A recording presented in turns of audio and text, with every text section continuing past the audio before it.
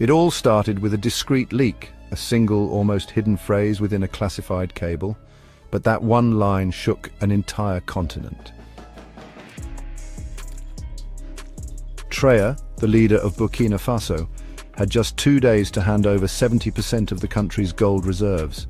Otherwise, the country would have to immediately pay the entire debt and interest, amounting to $5.6 billion. At the bottom of the telegram sat a single name: Donald J. Trump. At that moment, he was the President of the United States, the dominant voice within the G7 and a leading figure tied to the International Monetary Fund, the IMF. Yet this went far beyond politics. He was wielding his full authority to unleash a worldwide economic offensive, all disguised as backroom diplomacy. The demand shocked not only Washington, but also the neutral nations of the G7 and the 19 countries of the IMF system.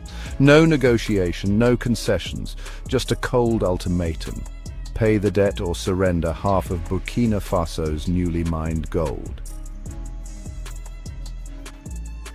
This was not a negotiation. This was a threat aimed straight at the heart of Ouagadougou and the Burkina Faso government.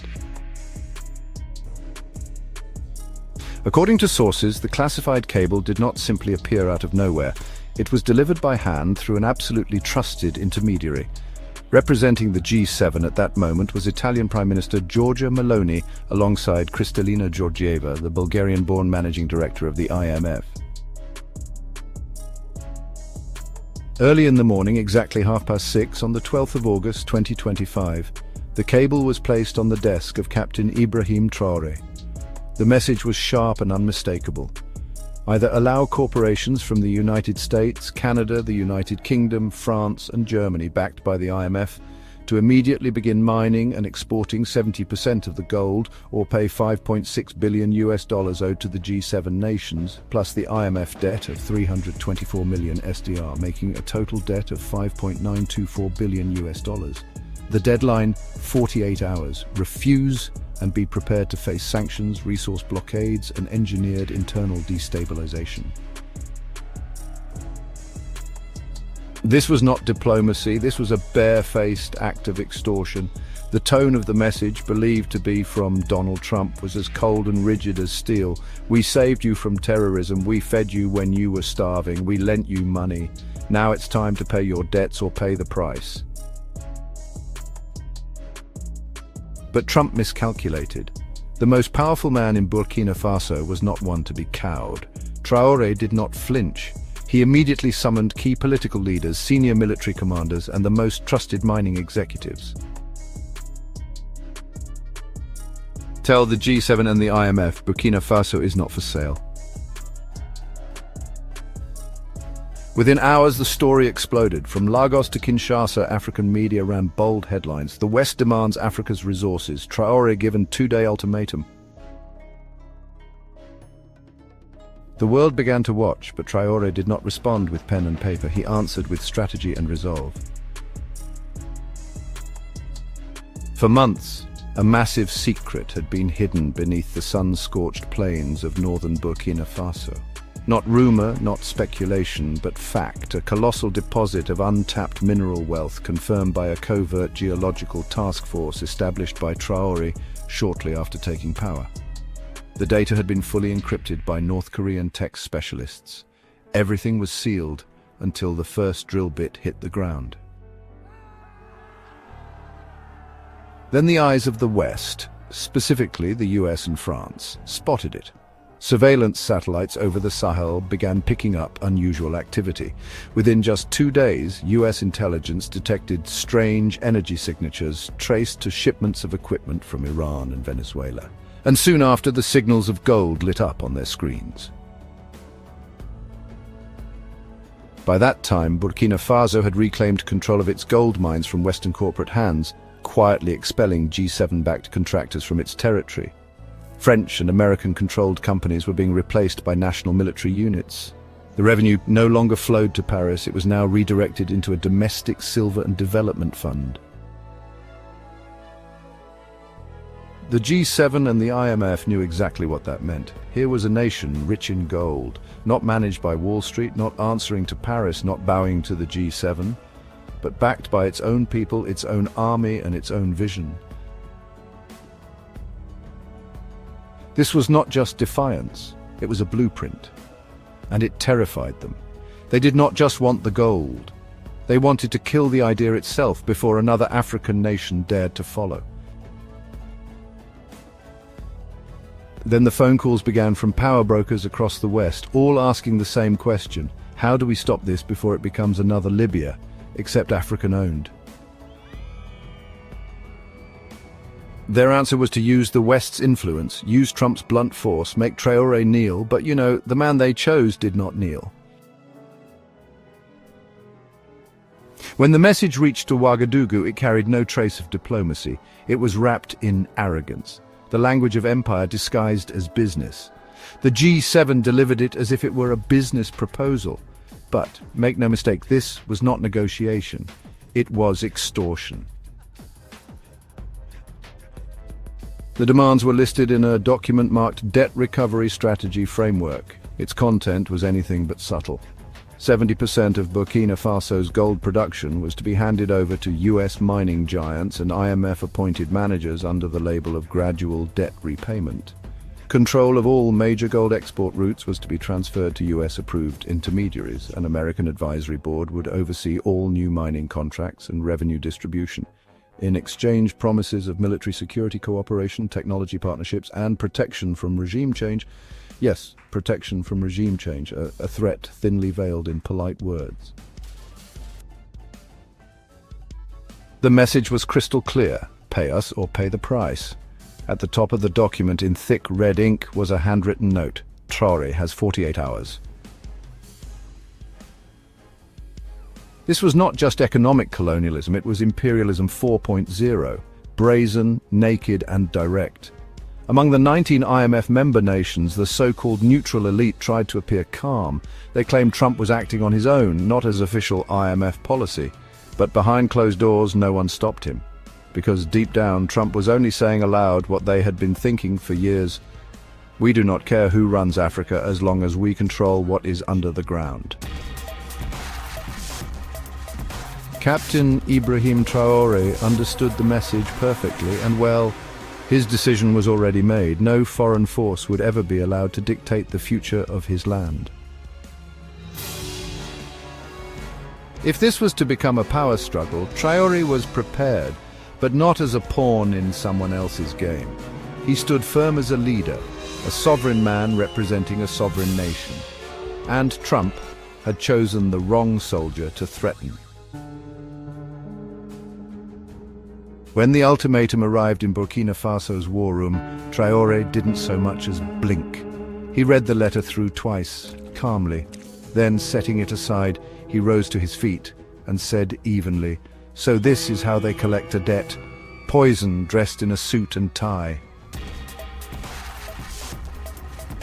He wasted no time, showed no hesitation. Instead, he ignited a fire.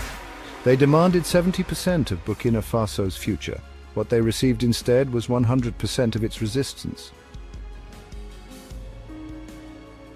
He didn't pick up the phone for the G7. He didn't call the IMF. Instead, he summoned the commander of the Special Sovereignty Force, a clandestine unit designed precisely for this moment.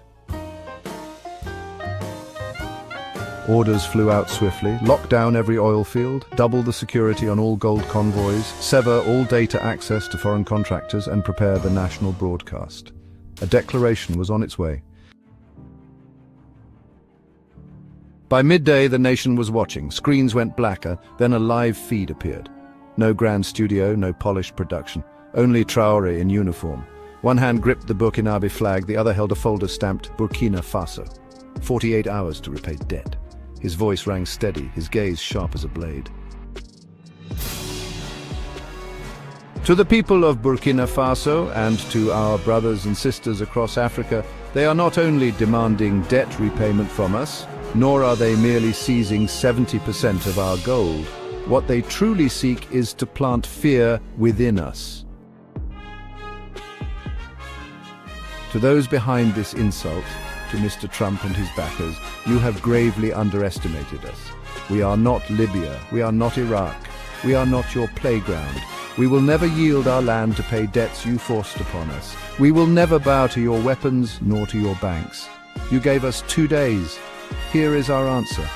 Now you have 2 days to carry your greed, your threats, and your arrogance away from African soil. He rose, offered a salute, and walked off camera. No questions, no deals, no surrender. But while Traoré's speech sent waves of celebration across Africa, from Dakar to Dar es Salaam, another kind of storm was quietly gathering. In the boardrooms of oil giants and the corridors of intelligence agencies, panic began to spread. At ExxonMobil, urgent calls were immediately placed to Washington. At Halliburton, teams scrambled to assess the potential damage. And inside CIA headquarters in Langley, alarm bells blared. How do we contain this before it spreads? For if a single African nation could defy the G7 and endure, countless others might follow. Nigeria, Ghana, Mali, Congo, the entire map was suddenly in play. The strategy was familiar though, worn with use. First, saturate the media with stories painting Traoré as reckless, dangerous, a dictator in disguise. Second, tighten the economic noose block transactions, freeze aid, isolate him. Third, target someone close, buy them off, turn them, fracture the circle of trust. Yet this time the usual methods slammed into an unexpected wall. The young captain had already studied the fates of those who came before him. Sankara, Gaddafi, Lumumba. He knew their errors, he knew their enemies, and he constructed firewalls they had never possessed. Rather than retreating into secrecy, he went public. Every move he made, every reform he envisioned, he declared openly on live television. He transformed secrecy into transparency, and transparency into his shield. The people witnessed it all, and because they saw it all, they placed their trust in him. For the CIA, it was nothing short of a nightmare. Smear campaigns that once toppled leaders now fell flat. Economic threats that once provoked panic now stoked defiance. And attempts to recruit traitors were exposed on national broadcasts before they could take root. One by one, the Empire's arrows snapped mid-flight. But the West was far from finished. When soft power failed, they reached for hard power. Private contractors, ex-special forces, men without flags and without rules, who were flown into neighboring countries. Their mission was clear: destabilize, infiltrate, and if the chance arose, eliminate. But Traoré was already prepared. He had forged alliances not only within Burkina Faso, but also across its borders. From Mali came intelligence, from Niger supplies, from Guinea quiet yet steadfast assurances. A vast network of resistance was taking shape, one the West had not foreseen. The order went out: remove him before he became unstoppable. One night, a convoy of black SUVs slipped silently through Ouagadougou. Inside sat foreign operatives, their target unmistakable. Yet as they neared the safe house, the trap snapped shut. The Special Sovereignty Force was already lying in wait. Night vision flared, engines roared, and within minutes the contractors were disarmed, captured, and broadcast before the nation. The message rang clear: Burkina Faso was not Libya, not Iraq, and it was certainly not for sale. Across the African continent, the effect was electric. In Senegal, crowds flooded the streets carrying posters of Traoré's face. In Mali, soldiers lifted their rifles in salute during a live broadcast. In South Africa, students gathered outside Parliament, chanting his name. And in Nigeria, market women, the backbone of daily life, shouted a single phrase: Africa will never kneel again. The empire had tried debt, it had tried propaganda, it had tried infiltration, and finally it had tried brute force. But every attempt only strengthened the resistance. And at the heart of West Africa, a new doctrine was born.